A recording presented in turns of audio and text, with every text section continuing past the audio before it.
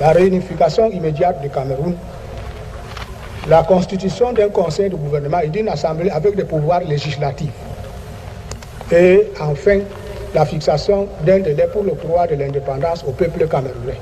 Telles sont, Monsieur le Président, les questions sur lesquelles le peuple de mon pays m'a mandaté pour venir ici. Je vous remercie, Monsieur le Président.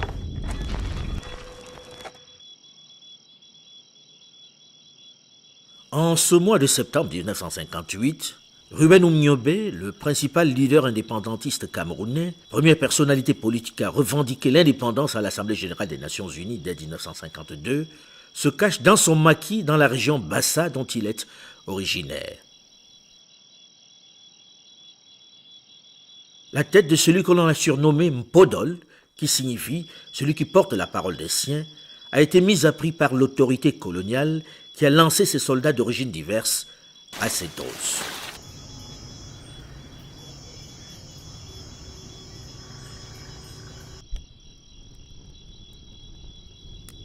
Dans son maquis, où il bénéficie du soutien des siens, il est accompagné de sa compagne de clandestinité, Marie Gonjok Yebga, de son jeune fils de 16 mois, Daniel, de sa belle-mère, de son collaborateur et de Mbombok Théodore Maïmati.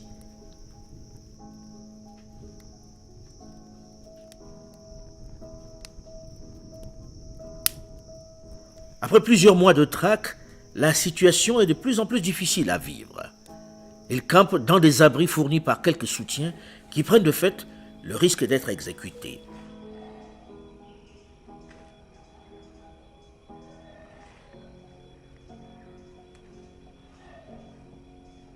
Situation particulièrement difficile pour sa femme et son enfant.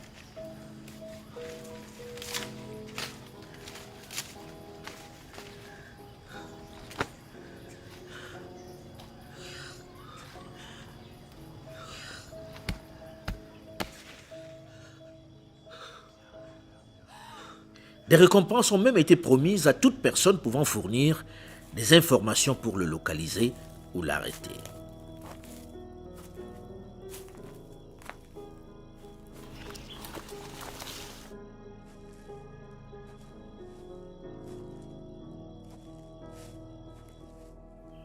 Chaque jour, avec les collaborateurs, il faut élaborer des stratégies nouvelles pour échapper à cette soldatesque coloniale qui les traque.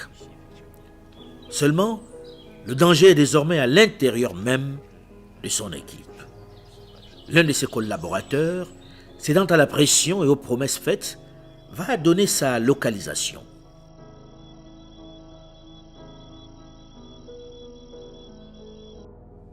Ce samedi 13 septembre 1958, Ruben Oumniobé se cache dans la forêt de Libellingoy à Boumiébel. La section de Libellingoy est dans la forêt. Les troupes avancent avec la détermination de ceux qui ont envie d'en finir avec ces Oumniobé pour quitter la forêt et ses moustiques, ses serpents, ses insectes et ses pluies. Oumniobé attend toujours le contact qui va leur permettre de rejoindre le prochain maquis.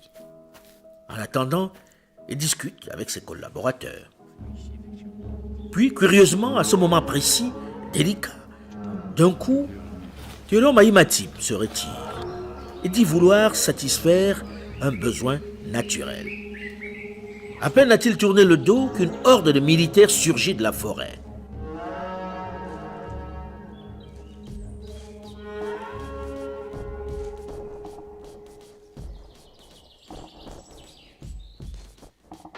C'est la débandade sous les rafales de mitraillettes. Yembak et la mère de Ngorut, la mère de la femme du leader de l'UPC, tombent les premiers. Puis le cuisinier est à son tour fauché par une autre salve. La jeune mère, la compagne du leader, saute avec son bébé dans la végétation.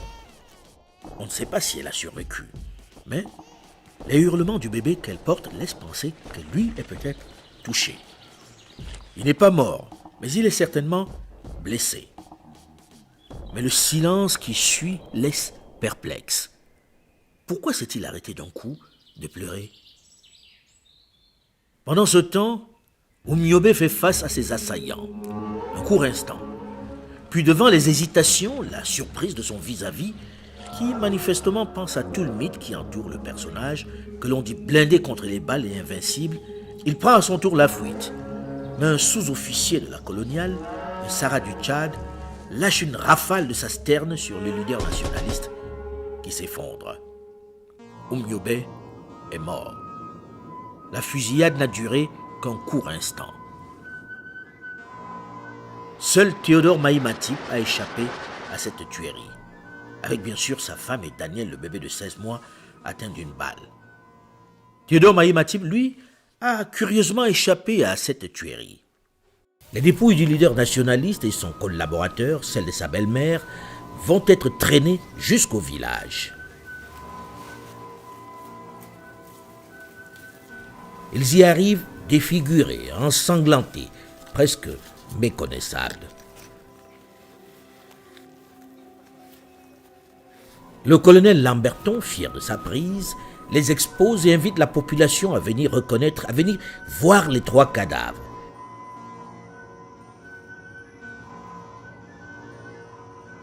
Il s'agit de faire peur. L'homme qu'on pensait invincible est tombé. Son corps est profané par ses ennemis. Le colonel Lamberton ne va pas résister à l'envie de se filmer devant ces corps défigurés et étendus dans l'herbe.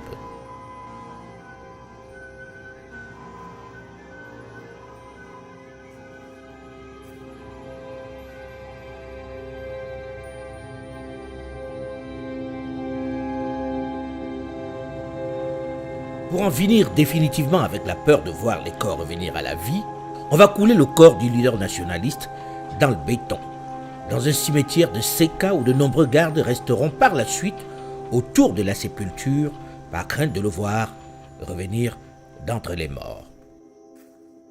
16 mois après ces assassinats, le 1er janvier 1960, le Cameroun accède à l'indépendance. Théodore Mahi Matip, l'ancien secrétaire administratif de l'UPC, qui a miraculeusement échappé à la fusillade qui a coûté la vie à Ruben Oumniobé, rejoint le régime colonial et est fait premier vice-président de l'Assemblée nationale. Le salaire de la trahison ? Question. Pendant plusieurs décennies, le nom de Ruben Oumniobé est banni dans le pays. Il faudra attendre 1990, à la faveur du vent des démocraties qui souffle sur le continent, pour que l'ensemble de la classe politique reconnaisse enfin le rôle clé qu'il a joué dans l'accession de son pays à l'indépendance. Il restera pour l'histoire l'un des plus grands nationalistes africains et pour le Cameroun, le principal.